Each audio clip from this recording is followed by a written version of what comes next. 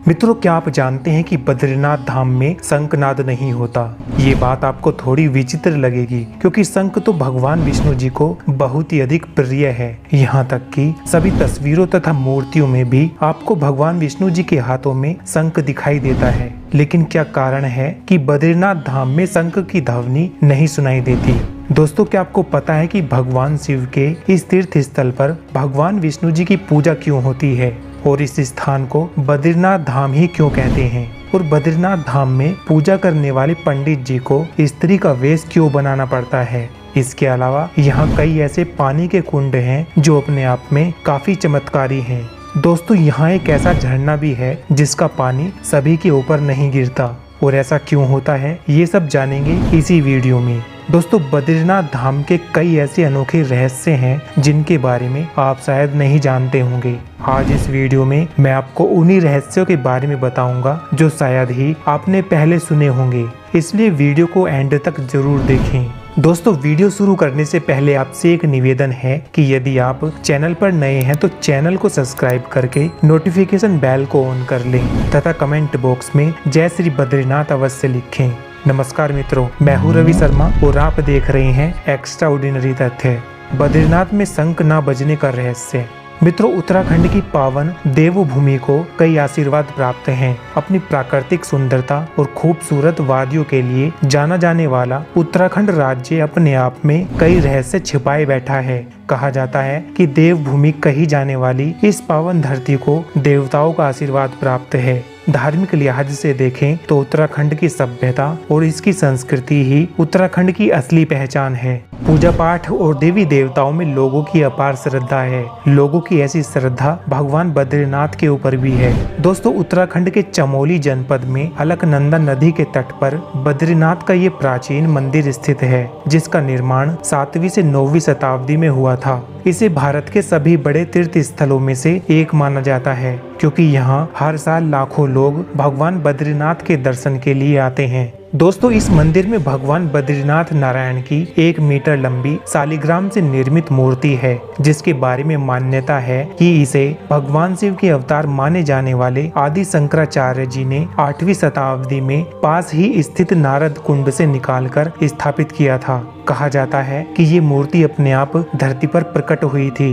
दोस्तों, बद्रीनाथ धाम में शंख इसलिए नहीं बजता क्योंकि बद्रीनाथ धाम में भगवान विष्णु ध्यान मुद्रा में मग्न है। शास्त्रों के अनुसार शंख का अर्थ आवाहन होता है, इसलिए भगवान का ध्यान ना टूटे, इसी कारण से यहाँ शंख नहीं बजता। ऐसा माना जाता है कि यहाँ माँ लक्ष्मी ने तुलसी के रूप में तपस्या की थी। इसके अलावा ये वही स्थान है जहाँ वृंदा यानी कि तुलसी का विवाह शंखचूड़ राक्षस से हुआ था, जो कि शापित था। एक अन्य मान्यता के अनुसार वृंदा को शंखचूड़ का स्मरण न हो, इसलिए बद्रीनाथ में शंख नहीं बजता। दोस्तों, बद्रीनाथ में शंख न बजाने के पीछे कुछ वैज्ञानिक तथ्य भी हैं। बद्रीनाथ धाम का अधिकांश इलाका बर्फ से ढका रहता है, इसलिए शंख से निकलने वाली ध्वनि पहाड़ों से टकराकर प्रतिध्वनि उत्पन्न कर सकती है, जिसके कारण बर्फ में दरार पड़ने और बर्फीले तूफान के आने का खतरा रहता है। इसी कारण से भी यहाँ शंख नहीं बजाया जाता।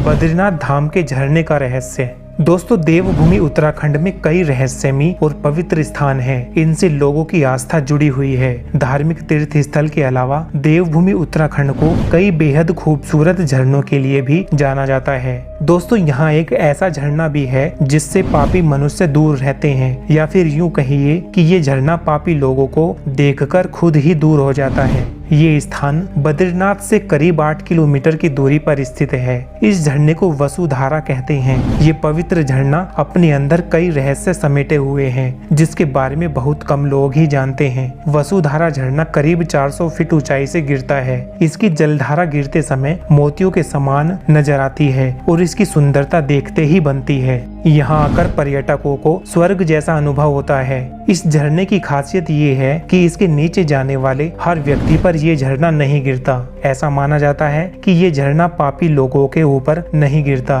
दोस्तों, इसका उल्लेख महाभारत में भी मिलता है। ऐसा कहा जाता है कि स्वर्ग यात्रा के समय इसी स्थान पर पांडु पुत्र सहदेव ने अपने प्राण त्याग दिए थे। दोस्तों, कहा जाता है कि इस झरने का पानी कई जड़ी बूटियों वाले पौधों को छूते हुए नीचे गिरता है। इसलिए जिस पर भी ये झरना गिरता है वो हमेशा के लिए निरोगी हो जाता है तथा जिसके ऊपर भी ये गिरता है उसको एक पुण्य आत्मा माना जाता है। यही कारण है कि दूर दूर से लोग इस झरने के चमत्कार को देखने के लिए आते हैं। दोस्तों, बद्रीनाथ धाम में एक ऐसा कुंड है जिसका पानी कपकपाती कड़ाके की सर्दी में भी गर्म रहता है। इस कुंड के बारे में कहा जाता है कि जो भी इस कुंड में स्नान कर लेता है उसके त्वचा संबंधित सारे रोग दूर हो जाते हैं। इस कुंड को तृप्त कुंड के नाम से जाना जाता है। बाहर से छूने पर कुंड का पानी काफी गर्म लगता है, लेकिन नहाते समय कुंड का पानी शरीर के तापमान जितना ही हो जाता है। बद्रीनाथ धाम में पुजारी का स्त्री रूप रखने का रहस्य। मित्रों, बद्रीनाथ धाम के कपाट बंद होने से पहले यहाँ 5 दिनों तक विशेष पूजा अर्चना होती है। इसी दौरान मंदिर के पुजारी जी को साड़ी पहननी पड़ती है। मंदिर के रावल यानी कि पुजारी जी सखी बनकर लक्ष्मी मंदिर में जाते हैं। वे स्त्री वेश धारण करते हैं और लक्ष्मी जी के विग्रह को गोद में उठाकर मंदिर के अंदर भगवान के सानिध्य में रखते हैं। दोस्तों, मान्यता है कि उद्धव जी कृष्ण के बाल सखा हैं और उम्र में बड़े हैं और इसी कारण से वे लक्ष्मी जी के जेठ हुए।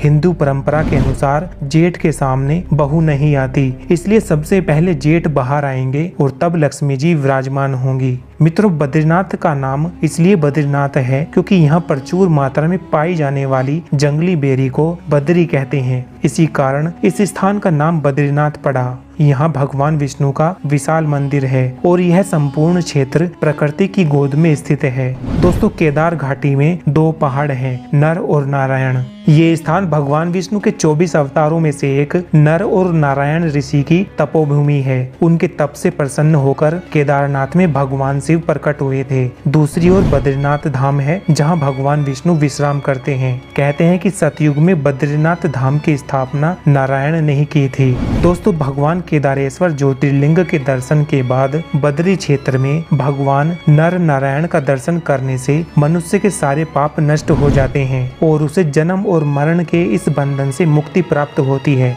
मित्रों, पौराणिक कथाओं और यहाँ की लोक कथाओं के अनुसार यहाँ नीलकंठ पर्वत के समीप भगवान विष्णु ने बाल रूप में अवतार लिया था। कहते हैं कि भगवान विष्णु जी अपने ध्यान योग और विश्राम हेतु उपयुक्त स्थान खोज रहे थे और उन्हें अलकनंदा नदी के समीप ये स्थान बहुत भा गया। उस वक्त ये स्थान भगवान शंकर और माता पार्वती जी का स्थान था। ऐसे में भगवान विष्णु को एक युक्ति सूझी। एक दिन शिव और पार्वती भ्रमण के लिए बाहर निकले और जब वे लौटे तो उन्होंने द्वार पर एक नन्हे शिशु को रोता देखा। ये सब देखकर माता पार्वती की ममता जाग उठी और वे उस शिशु को उठाने लगी। तब भगवान शिव ने उन्हें रोका और कहा कि इस बालक को मत छुओ। इससे माता पार्वती ने पूछा, ऐसा क्यों? इस पर भगवान शिव बोले कि ये कोई अच्छा शिशु नहीं है, क्योंकि इस स्थान पर ये यहाँ अचानक कैसे और कहां से आ गया। दूर दूर तक इसके माता पिता कहीं नजर नहीं आते। ये कोई बच्चा नहीं बल्कि कोई मायावी लगता है। लेकिन माता पार्वती नहीं मानी और वे बच्चे को उठाकर घर के अंदर ले गई। माता पार्वती ने बच्चे को चुप कराया और उसे दूध पिलाया। फिर वे बच्चे को वहीं सुलाकर शिव के साथ नजदीक के एक गर्म झरने में स्नान करने के लिए चली गई। जब वे दोनों लौटे तो उन्होंने देखा कि घर का दरवाजा अंदर से बंद था।